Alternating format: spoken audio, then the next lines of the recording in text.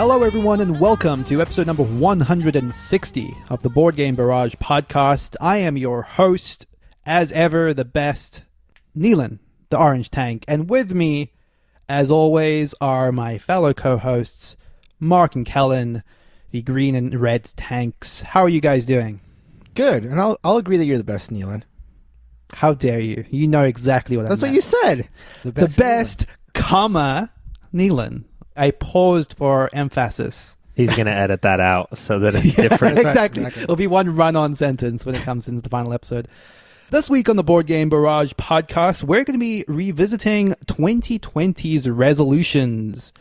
We're going to be reflecting on how well we adhered to our goals for the beginning of 2020, how we completely nailed every single one of the things that we set out to accomplish, and looking ahead, as we are wont to do, always ahead, to 2021 and what our new resolutions are, if they're the same resolutions. Don't forget to remind them that 2020 went exactly as we predicted it would. Exactly. We've been banging that drum for the longest time, like how it was going to be a year to shake the industry and et cetera, et cetera.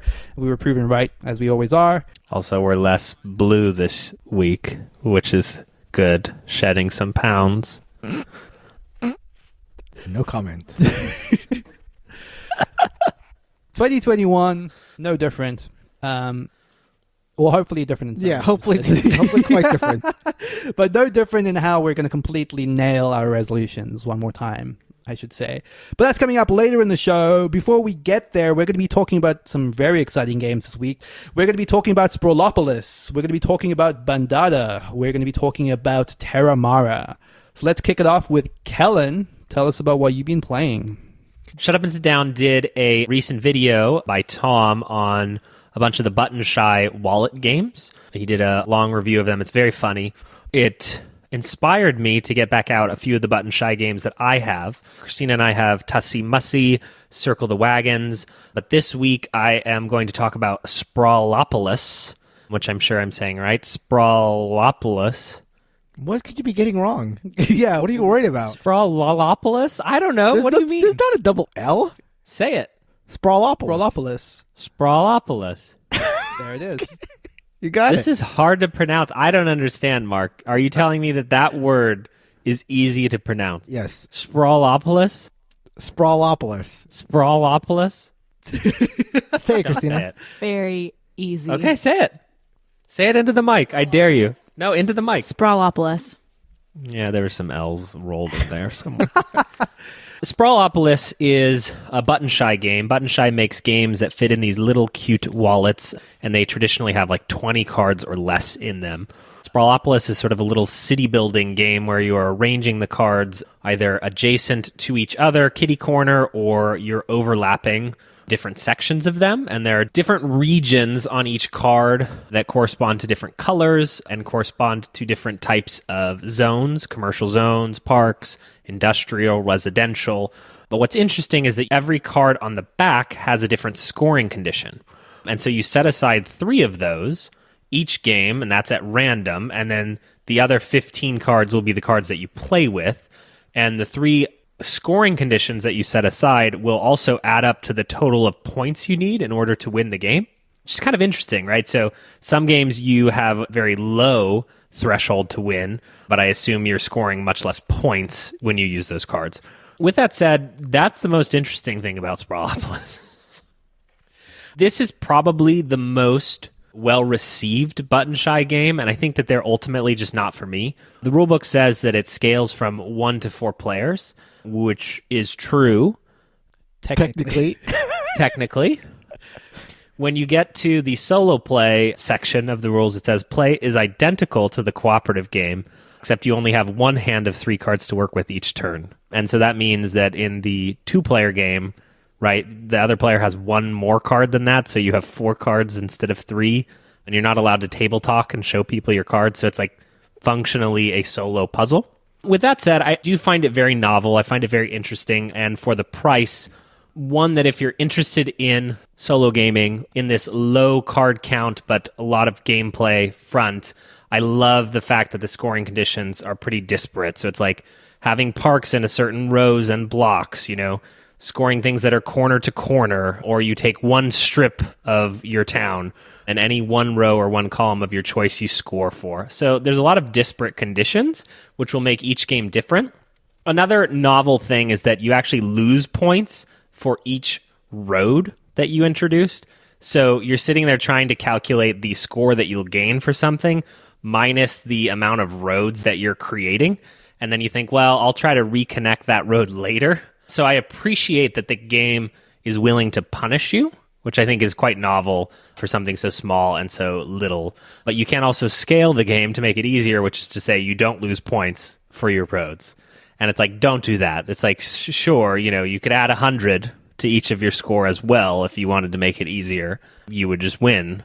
So that is Sprawlopolis. Neelan, you've played this. I have played this, actually. I was going to say, I think the one thing that we can't overstate is that these are incredibly cheap games. They're $10, maybe $12, $15 if you're going to get them shipped. I remember the time I backed mine, 'cause I was actually surprised when I saw the buzz happening, because my memory was that the Kickstarter fulfilled a couple of years ago. But, I paid $12 including shipping for that game. And I think that with that in mind, and the fact that it literally packs into a credit card wallet and you can take it with you anywhere, I think it's good for what it does. It's in the realm of solo games I'm going to want to pick up and play in the comfort of my own home. Probably not up there for me, but yeah. I've also played this just the once. Really? Yeah, just the once, 2-player. I didn't know anything about it aside from the fact that it was a button shy wallet game and had 18 cards or whatever. I was very pleasantly surprised, actually. Just the one play and maybe wears thin, but I thought it was just really clever how, and I guess with 18 cards, you have to be able to pack a lot in just a few cards. I thought the way that the endgame scoring worked, being the backs of cards you didn't use and all that stuff, I just thought it was clever and fun. Yeah, I had a good time playing it. I think that I'm not one to solo game, for starters, so that's half of it. And then the other part of it is I've gotten rid of the concept of small cost, small footprint as necessarily being a benefit as compared to having that many rule sets at the go. Sure. And so I don't know where to put this on my shelf in your wallet, because it doesn't in your pocket at all times. Okay. Just to be clear, Mark, right? And sorry for those of you, everyone, because this is a podcast. My wallet, okay? Yeah. Is smaller than the button shy wallet. Well, that's which not is really pretty a wallet. You need a proper This? wallet. Yeah. Excuse me, do you see this? Boom. That's not Money a in wallet. there, That's baby. I don't What are you know talking what about? you call that. Do you understand? It's a pouch. It's holding. It's like a mini pouch. Hey, do you see me? California, here we Yeah, come. that's a very Look good at how picture. good I Holy look. cow. Look how good I look.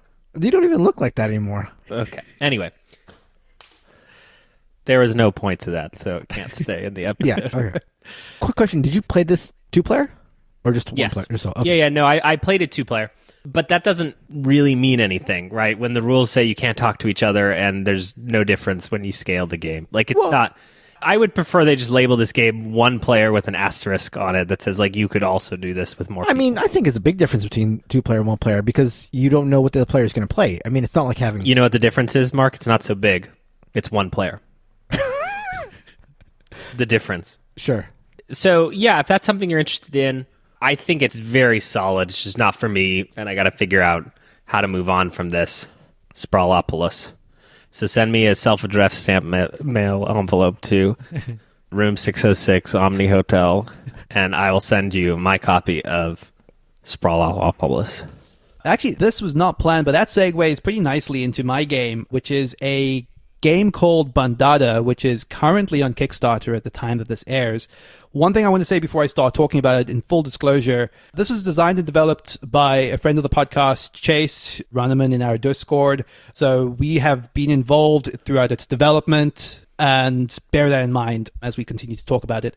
I will say this about Bandada. It actually shares some similarities to a lot of what you were talking about in Sprawlopolis, which I was reminded of as you were describing it, in that it is primarily, I would say, a solo game. I do think that the 2-player works quite well, but it's a game where you are drafting cards, and those cards are divided between actions and scoring on the same card. So it has some shared space there. So let me get into what Bandada is all about broadly. In Bandada, the premise is you're trying to collect birds into your little personal flock. Bandada means flock. I'm going to be describing the game as it works in 2-player. And the way that works is that you lay out 3 of these bird cards. You start the game by rolling 12 dice, which are 4 dice in one of 3 colors. You roll all of them and arrange them, and then each of the cards that are laid out is divided into 2 sections. The top half dictates an action that you will take immediately to modify the dice, and the bottom half indicates how you will score off of the dice in the array. So, for instance, what that means is I might take a card that says, okay, add 1 to 2 different yellow dice, or collectively subtract 2 from the blue dice, or flip a black die, or re-roll a black die, that sort of thing. And then the bottom half might say, and then score a point for every yellow die that's above 4. So I would take that card and through the combination of the actions and the scoring, try to maximize the points I would get from scoring that card. The one twist to this is that those cards will continue to score in each of the game's subsequent rounds. So any objective that you set yourself as a scoring objective at the start of the game, you're going to want to capitalize onto the maximum benefit throughout the course of the game, while continuing to have to manipulate dice in order to satisfy other scoring conditions. So it's this pretty tight balance of getting away with modifying as much as you can without stepping on the stuff that you're trying to preserve since the beginning, because there'll be a multiplicative scoring element to those early cards you draft. The way that this obviously works in 2 players is you're scoring separately, and you're as much trying to preserve the dice that you need for your scoring as well as muck up the other player's plans. So let's say that Christina has committed very early on to she wants pairs of like-colored dice. I might be trying to break up those pairs as part of my dice manipulation in order to mess up her scoring while trying to satisfy my scoring conditions. So it's a fun little puzzle on every single turn in what is an extremely simple rule set. I've basically described the entirety of the rules for the game. It plays extremely quickly. You'll be done in 5 to 10 minutes, and quite a joy to play. Yeah, and I think what you've described is precisely why it works for me versus Sprawlopolis, which is that there's a solo if you want to play it solo and sort of get a score, but the 2-player version is actually you're going back and forth where you don't want something to happen for them, or you can deliberately try to hurt them. I think that for the price point, at the $15 Kickstarter, I think this could be published by any major publisher and be a wild success. So I'm hoping for nothing but full backing. And we'll have probably tweeted about this when the Kickstarter launches on Tuesday, which is now it's Thursday, but right now it's Monday, if that all made sense to anyone listening. It does a lot with very little components, and it's always one of those things when a friend says, hey, can you play my game? I wince. I go, That's the sound of Colin wincing. Like, do you want me to do that? Because I will, but you're not going to be very happy with me. So pleasantly surprised and happy that I own a copy of Bandada and think it's quite good, and would encourage people to check it out if you like little games with a lot to think about. Totally. And I do think it's worth talking about the solo game a little bit. In the context of solo games, one of the things I sort of had over the course of last year was just a pile of solo games that I was trying to convince myself to revisit over and over again.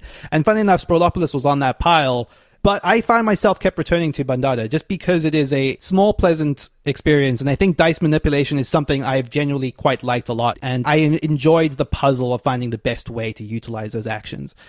So that is Bandada. Check out our notes for a link to the Kickstarter. Mark, what have you been playing? I got a chance to play a game that was on my Essen 2019 preview list way back when. This is Terramara. Terramara is, in a lot of ways, a traditional Euro, but it has a couple twists that I think are quite interesting.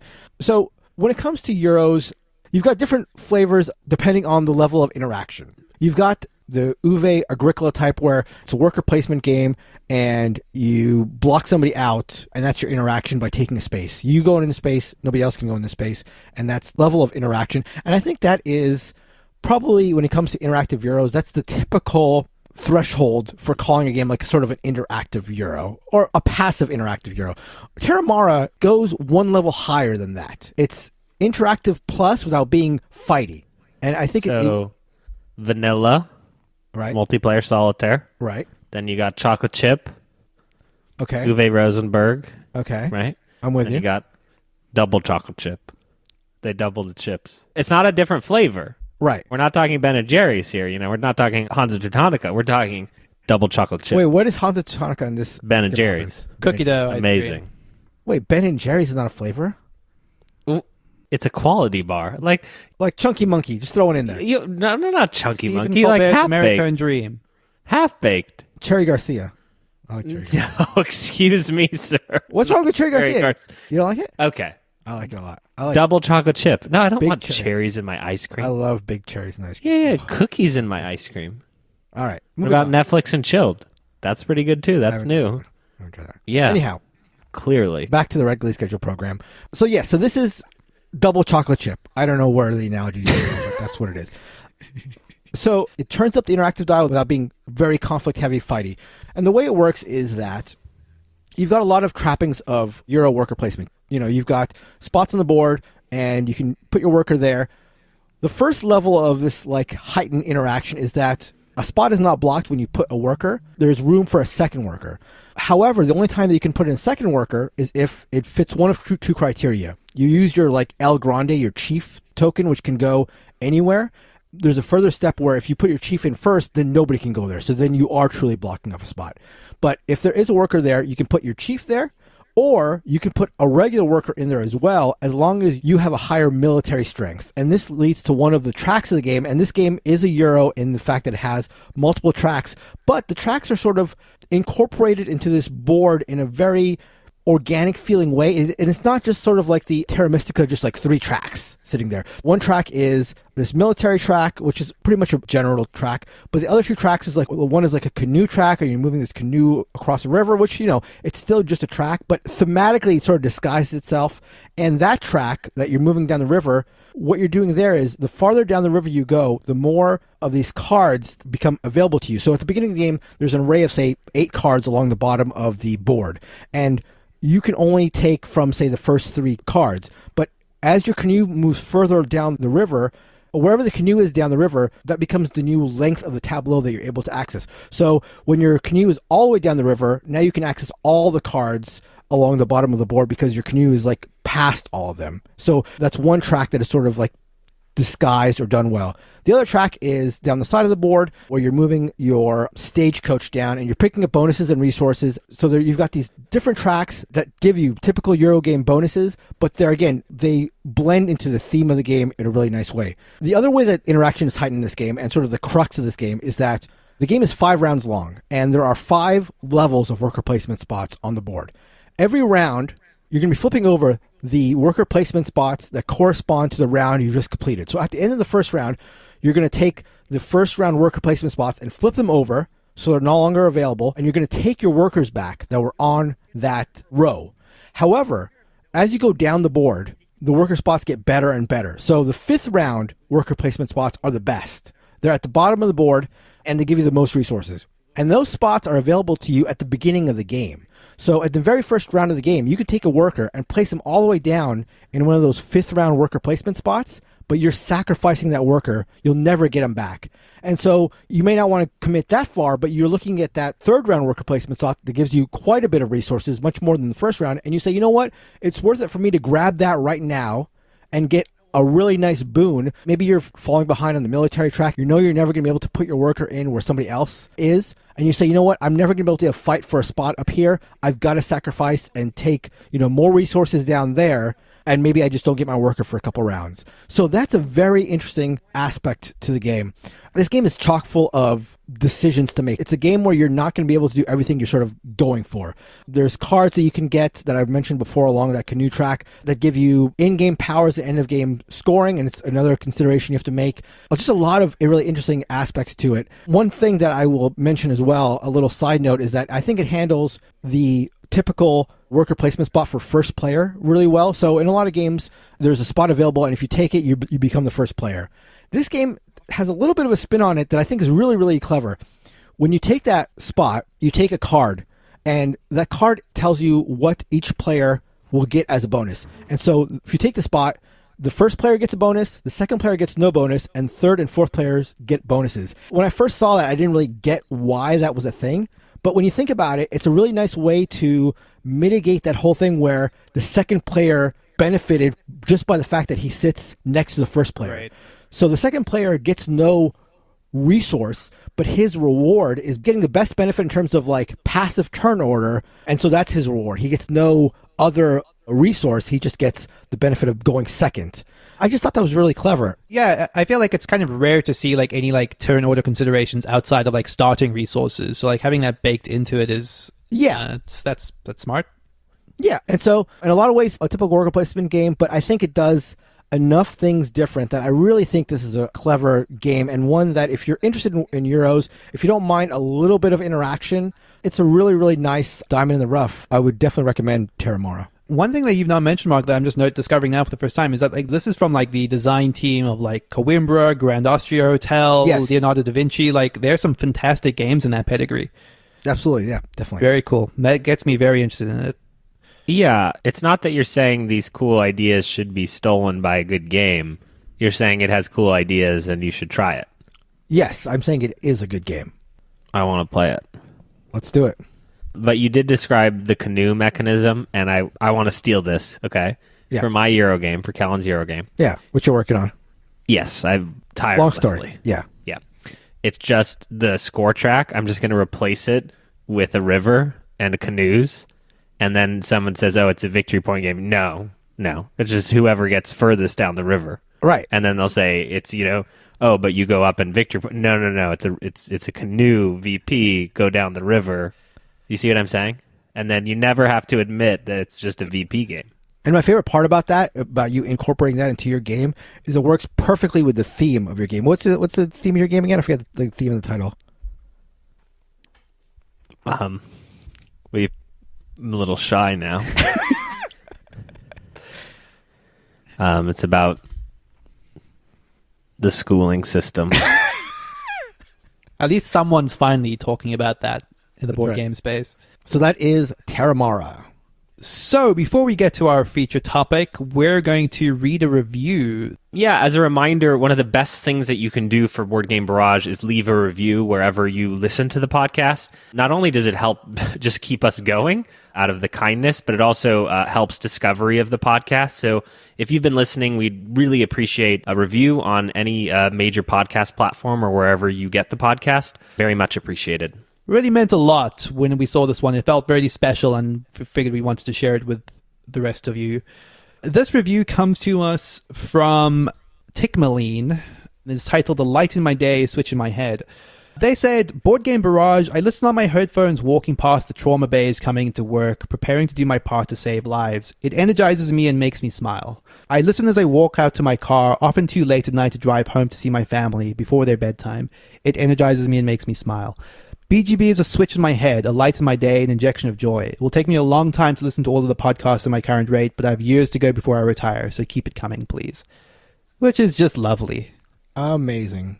Good God. For like as dumb as we are and as dumb as this is, for that to like help somebody like really like on the front lines and working so hard, that's amazing. Yeah, that's so awesome.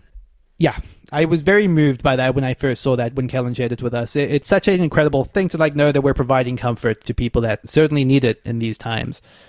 Yeah, I think there are times in the quarantine lockdown where it's like, are we just shouting into the void? Like board games have not been as fun as they could have been in the past, and to get a review like this just does mean a lot. Yeah. So let's get into what is our feature topic this week. We're talking about our New Year's resolutions. We did this last year, and I think one of the things I think that was quite insightful about the preparation for this episode was revisiting ourselves talking about last year's resolutions and reflecting on how well we did or didn't do on holding ourselves to those resolutions. So this will be a little bit of a revisit of what we said last year, as well as our hopes and goals for 2021. Who wants to kick us off? So I think it's going to be... it's a little hard to talk about 2020 goals. I'm all about accountability, but, who could have predicted but us? So, yeah, my whole goal last year was about making a plan for every board game in my collection, which included, playing a game, if I hadn't played the game, to make the plan to then play it in the future, or to make the decision to move on. I did do a decent job of getting rid of 20 or 30 board games that I wasn't interested in playing. I did not do a good job of getting through the collection. The publishers still continued to publish the games. Our ability to play them just went down the hole. Board Game Barrage stopped in-person gaming, and that accounted for, 95% of the gaming that I did. So I failed. I am a failure. Okay, let's look at mine. I had play more 18xx games. No. Play the games that I love more, especially the ones my closest friends haven't played. No. Play 18xx with you all. No. Play Brass with you all. No. Revisit older games. No. Better memorialize games played, review more games. No. Get back to having more extensive play notes in my logging. No. So I went over. Wow. You couldn't have done any better than that, Mark? I did nothing. Yeah, I think that the tale of mine is not any better. Like, the gist of my resolution last year was to stop acquiring games at a rate faster than I could play them. And I think in a year where I barely played any games, that was a hard goal to accomplish. And a lot of games just kept pouring in. Whether it's stuff from publishers, as Kellen said, we were still being sent stuff that was still coming out. I was still receiving Kickstarters that I had backed years before. And that stuff just mounted in a way that, God, if I thought I had a problem with my collection at the beginning of last year, it's on another level right now. And interestingly enough, I think reflecting on what Kellen said last year, and this idea that Kellen continues to express about making sure that every game you own has a very specific meaning and value to you is, I think, pretty important. As I look around my board games, there's this sense of looking at the games in my collection, and even if it's a game I feel like should stay in my quote unquote collection, if I can't convince myself that it's a game that I want to play with some priority, with some precedence, it probably shouldn't be there. And I think that remains true of a lot of the games in my collection, and I could absolutely continue to bring the numbers down, and probably will try and make a concerted effort. One of the things that's actually interesting is that I think my vehicle for that would have been the Strategicon conventions, and those didn't happen either. So I lost my primary avenue for getting rid of games as well. But that's a whole other story. Let's get into our resolutions for 2021. What are the new insights we have in terms of the goals we have for this year? Kellen, do you want to kick us off again? Yes. So first of all, my goal from last year still stands. I think that we have this tendency as humans to ignore things in our life. I think that it's really easy to see with money, where people don't want to look at their bank statements or their credit card balances, and they think that that will ease the stress of doing so. But in reality, looking at the thing provides stress relief. Taking action provides stress relief. And so I had, for example, a huge Pokemon card collection that I did not know what to do with, and it was probably worth $30. And so under the aegis of getting the maximum value, I let those just sit in my closet, taking up all of the space. And I finally, a couple months ago, just shipped them to a listener of the show in the Discord whose daughter wanted some new Pokemon cards, and I did not want them. And so, everyone won. I took action, but I was trying to maximize, 30, just nothing. So that was this little thing in my head for 6 months. So it's something like these button shy games. I don't love them enough to keep onto them. And so I want to process my whole collection. Number one. You just need bigger wallets. That's, again. I just need a bigger brain like you, Mark. That's right. So my first and biggest and brightest goal is to, the second that we can, have Barrage Con. And Barrage Con, for those who don't know, is a gaming weekend retreat where just the hosts of Board Game Barrage and friends play board games. Now, this will be the first month, this is my commitment, the first month that we are all vaccinated, and it must be 4 days in length or longer. Or longer. 4 days in length or longer. Get a cabin, play the games, get through we're talking 5 a day, minimum. Minimum. That is a very, very low minimum. We are going to go way over 5 a day. That's what I'm saying. And that is my biggest board game goal, bar none. Put it at the top. So excited for that. It's happening. The first month, 4 days, minimum. BarageCon 3. I don't know why you're laughing. What do you mean? I just love minimum.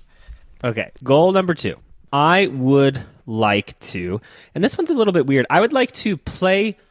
So one of the things that I've figured out about myself as a result of pandemic is that I miss, because we still play games on BGA, on Tabletop Simulator, but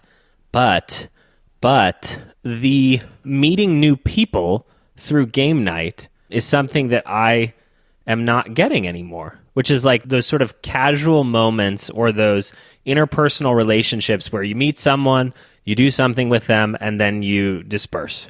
You know, like you're not meeting your best friends here. You're just meeting new people. I don't know. There's something in there that I feel like I am not getting as a result of quarantine. I would like to play more games like in a tabletop simulator fashion with new people. It's a weird thing to say because usually I would say the other thing, I just love to play with the four of us tanks, you know, and just do it. But I'm missing a little something socially that I'd like to get through board gaming. So I'm hoping to play more either on the Discord with people, or if, you know, anyone wants to reach out and try something on Tabletop Simulator. I don't know why. I just need a little bit more social interaction in that way. I think for me, you know, social stuff is hard, and board games make it just that easier way of meeting someone because you're like doing something. I don't know if that makes sense. No, I think that makes perfect sense. Yeah, it makes perfect sense. I almost want to like soft commit us to the idea of doing like the Cthulhu Wars day, which we threw around in like the Discord, of like having each of us like running a separate table of Cthulhu Wars and just getting as many people that want to play playing it. It can go to like 12 players, Neelan. We don't need Oh, to wow. split up. Just we'll do one big mega game. I like that. That's good too. Horrifying. So those are my goals. Lock and load them, write it down, hold me to it, unless there's another pandemic, in which case I will not be held to those goals. So my number one goal sort of piggybacks off of Kellen's, although I sort of like Kellen's more, the idea of Barrage Con no matter what. But my number one here, I have it written down, is go to all the conventions. I know before the pandemic hit, we were sort of wondering, are we going to too many conventions? Do we want to go to Gen Con next year? Where are we best suited to go? I want to go to all of them now. I don't care. I've never been to BGG Con in Texas. I want to go to that. I want to go to Gen Con. I want to go to Shucks. I want to go all of them. So I am going to be traveling the country as soon as this thing is lifted. I'm going to all the conventions. A couple that I would want to revisit, definitely. I mean, I do want to revisit pretty much all of mine from last year. I definitely want to play an 18XX game with the rest of the tanks. The one that actually, when I was looking back at my old resolutions, that I was the most upset that I didn't follow through was the taking the extensive like session notes for all the logged games, because that was so fun. When I first started logging games, I wrote down a couple of like funny moments from the session, or interesting things that happened, and I stopped doing that, and I wish I had been doing that more. And so when I listened back and I heard that was a goal from 2020 that I didn't do, I was really upset about that. So I definitely want to do that again. Another big new one for this year is I want to go through my unplayed games. A, because it's just fun to go through games that I haven't played, because, I always sort of see these games, these unplayed games, as not really a burden, but like these boxes of joy that I still haven't tapped into. And so I want to go into them to play them and to have fun, but also to figure out which ones shouldn't be sticking around. One good thing that I was able to do in terms of playing games through the quarantine was to get through a lot of two-player games, because I generally don't play them, and I was sort of forced to during the last couple months.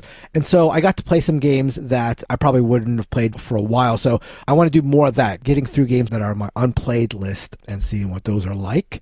And finally, I've used the BG Stats app to sign myself up for some challenges, which I think is a fun sort of it's like a gamifying way of playing games. So I was sort of excited to try that out. The BG Stats app makes it really easy and quick to create a bunch of challenges for yourself. So I have like a 10x10 challenge. I've got a play 150 games with BGB co-hosts. I've got play all my unplayed games. I've got play 100 old games that I've played before, revisit 100 games that I haven't played. That's How do you right. qualify that? Just games that I've played before. Revisit 100 Before games. 1995? You ageist. I've set up for myself like 10 challenges that it took me probably 15 minutes to set up, because the BG Stats app has that all really done well. So yeah, that's another thing I'm looking to sort of accomplish. And the challenges have these like achievement bars, and you can see yourself as you play games, the bar is getting filled up. So that's always a nice thing to see, like dopamine hit of playing games. So you're playing games, you're getting that dopamine hit just from playing the games, and then you get to see the bar go up. So it's perfect. Double your pleasure. How far down the river your canoe is? That's right, exactly. It's not a race game, but it is a race game. TM. So yeah, those are my resolutions for 2021. So the first half of my goals for 2021 pivot maybe naturally off of the stuff from last year because of how badly I did at actually accomplishing those, but it's very specific actionable steps. So one of the things I mentioned on last year's podcast that sort of struck me on re-listening is I have instituted this policy with video games of only buying games immediately before I'm starting to play them. And that's been working out great for me. Like, I feel like there is this intense, like, acquire a game and play it reward system that feels like it bypasses the feeling of having games that I tell myself I want to play because I don't feel the pressure to play them because I've bought them. And this is something I talk about a lot in board games. That's a harder thing to execute in the board game space because they're the overhead of sorting, learning, and finding the time to play games. But the one... Sleeving. Exactly. All the sleeving and the custom inserts. Exactly. Yeah.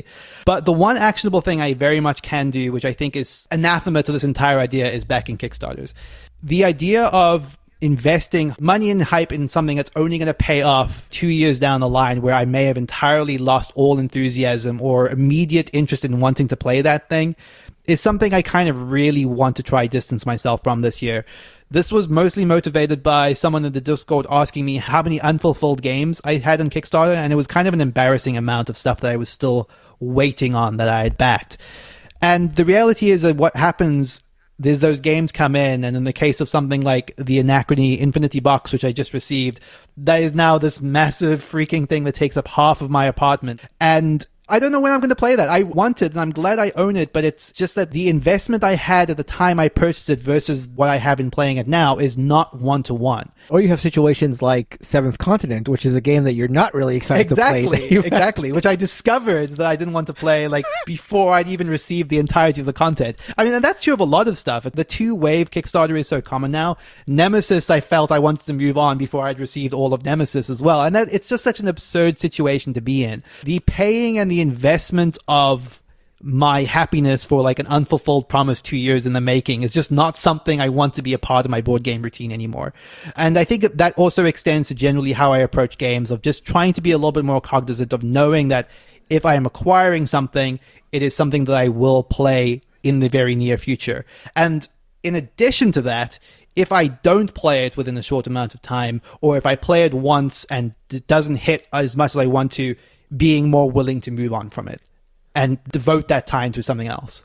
I feel like you're hitting on something. You're touching me very profoundly, which is like this, I just received in the mail my copy of Import Export, which is sort of Glory to Rome-like game from Jordan Draper. And my affinity to play it, like I have this window, right? Because it's the most recent game that I've received. And I think for the next 2 weeks is the highest chance that I'll play it. And then it goes off a cliff. Sure. You know what I mean? Like when the next thing comes in. And like that doesn't make any sense, but it's true. Like that there's like a 60% chance that it'll get done in the next 2 weeks. And then there's like a 10% chance that I'll play it in the next year. Right, exactly. I think that's right. An interesting... Yeah. And I think that's exactly the thing I'm reacting to, is not wanting to hang my hopes on so many 10% chances when the enthusiasm just isn't there in comparison to other stuff. It's funny that you mentioned that, because this is not something that strikes me in general. I've talked about this before on the show, but like recently I found myself, Carnegie was just out on Kickstarter. It's by the designers of Twa, and it looked like something that I would probably like. And, you see the deluxe edition on Kickstarter, and I started going down that path, and I went on Kickstarter. I'm like, oh my God, there's this game coming out, and that looks good, and that looks good, and that looks good. And I almost started like getting into it and splurging on a bunch of games. And then I'm like, wait a second. This is not you. You're on the other side of this. You're the guy who waits.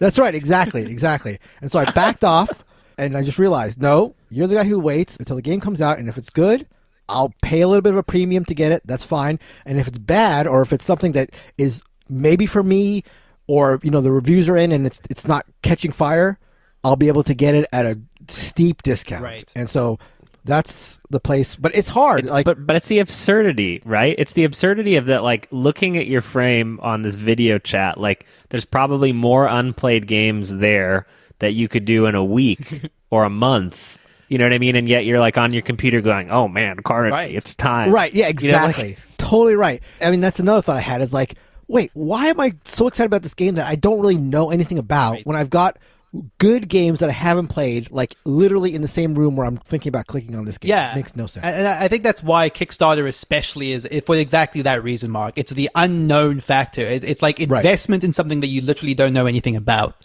or you barely know anything about, versus stuff you feel confident that you would like. And I just think everybody probably out there who has dabbled in Kickstarter has an example like this. But for me, the example is Rising Sun. So I remember the Rising Sun hype was insane, and it felt like a no-brainer lock, great game. And it is a great game. It's one of my top 50 games. I really, really like it a lot. But, like, think about Rising Sun today.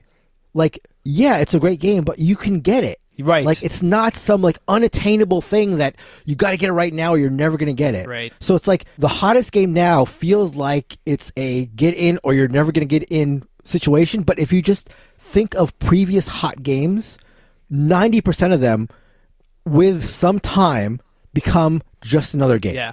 And I even have like a very specific example of this, which is like, Tainted Grail was a Kickstarter that I was wrestling with for the longest time, which was like, if I had gone all in on that, which was something I was very much considering, I would very much have regretted that. And not because I don't like Tainted Grail. I think this will come up in a later episode. But I've since just bought the base box for Tainted Grail, which, it's not readily available at retail right now, but will be at some point in the same way you're describing, Mark. And that is as much Tainted Grail as I think almost anyone needs. It's certainly as much Tainted Grail as I need. And it's satisfying that same thing that I thought I needed the all-in package for, like, forever ago, but in a much, much more cheaper, much more attainable pared down version. That's not the best example because that's still an expensive box, but it's indicative of the larger problem, right? Of like, you could go out today, buy a board game that you're excited to play, come home and play it, versus seeding your anticipation for something much further down the line that may or may not pay off. You're not sure about, that could let you down, that has no proven track record in most cases. My public service announcement, because you two are being right now, is as follows. This does not apply to things like Cora Quest and Bandada, which are indie game creators who literally will not be able to publish their like first time, second time designs without Kickstarter.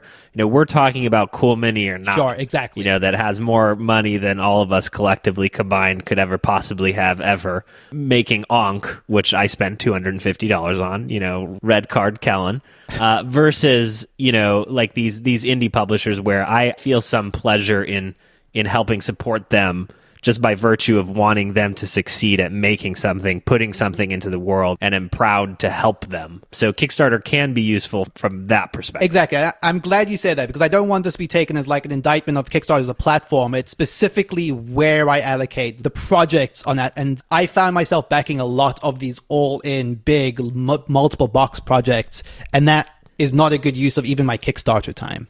I mean, two things. One, I appreciate your soccer analogy, Kellen. Always happy to... I was a ref, Mark.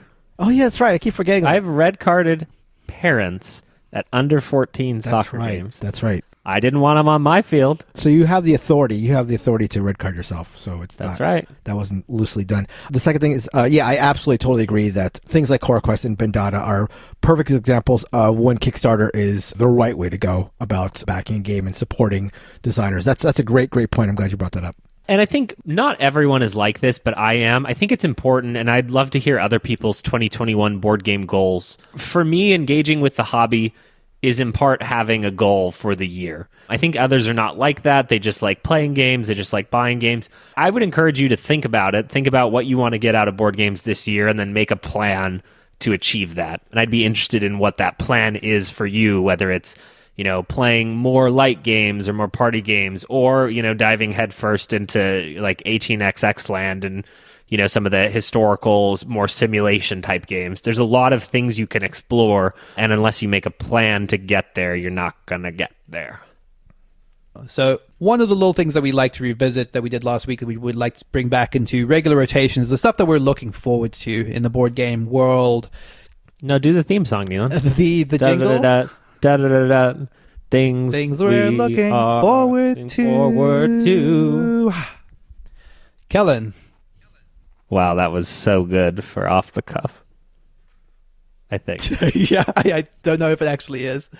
The thing that I am most looking forward to this week, we have sprung up a Board Game Barrage Facebook group for those of you who do not like Discord, and you can find that at boardgamebarrage.com/Facebook.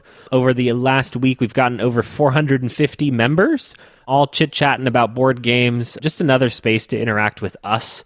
I think it's a little bit of a different crowd. Discord is for the young and the nerdy among us, and Facebook is for everyone. So if you've wanted to interact with us, you can find us at boardgamebarrage.com/Facebook. Just another way to hang out and interact. And I'd love, for people to come in and talk about their 2021 board game goals on our Facebook group. And to help spur that on, we're giving away a free t-shirt and a free copy of Hansa Teutonica, one of our favorite quadruple crossover board games, at the end of February to some random users of our Facebook group. So get in there if you're interested in those games or just interested in talking to other board game enthusiasts. Piggybacking off of mentioning earlier that I've been playing 2-player games recently, is I'm looking forward to my second play of War of the Ring 2nd Edition. I say second in the way that I just did because the first play of it was an aborted effort. We didn't get through the entire game. I've heard great things about this game, but I think I sort of find myself feeling about it the way that Shut Up and Sit Down said that they felt about it after their first play, which was just feeling a little frustrated and confused and not really great and wondering what the hype was about. They subsequently said that upon further plays, they really, really enjoyed it. And again, I've heard, it's a 12th rated game on BGG overall. So there's definitely something there, I'm sure. So I'm looking forward to giving it another spin. My first effort was, again, a little stuttering, but I'm excited to give it another go. So one of the things I'm excited for is, and this kind of was a surprise to me, Stonemaier Games announced that they were going to be creating a Red Rising board game designed by Jamie Stegmaier and Alexander Schmidt. Now, Red Rising is a series of sci-fi books that was introduced to me by Kellen, in fact, but kind of made its way around all of the Board Game Barrage crew. And I think, however it landed, I've ended up digging the deepest into the books than anyone. I'm a big fan of the series. It's very light, entertaining sci-fi, but in exactly the way you want it to be. It's like the very definition of a page turner. Like, it's a little bit loose, it's a little bit like heightened.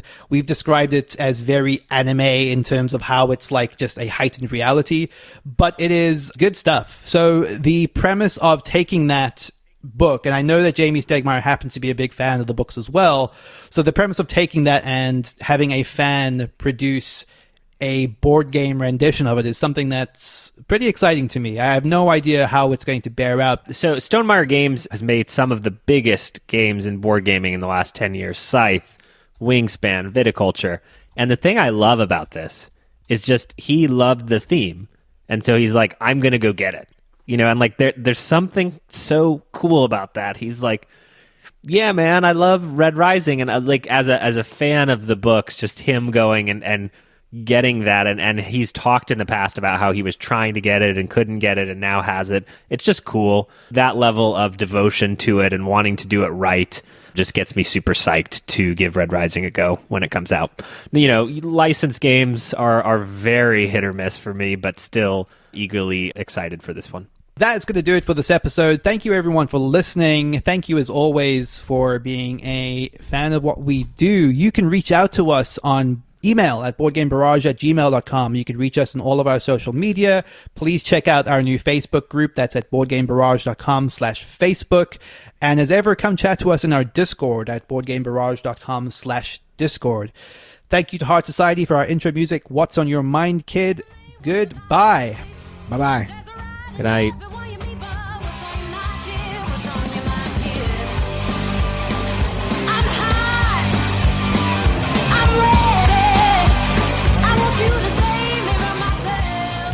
Shut up and sit down. Shut up and sit down. Shut up and sit down did a recent...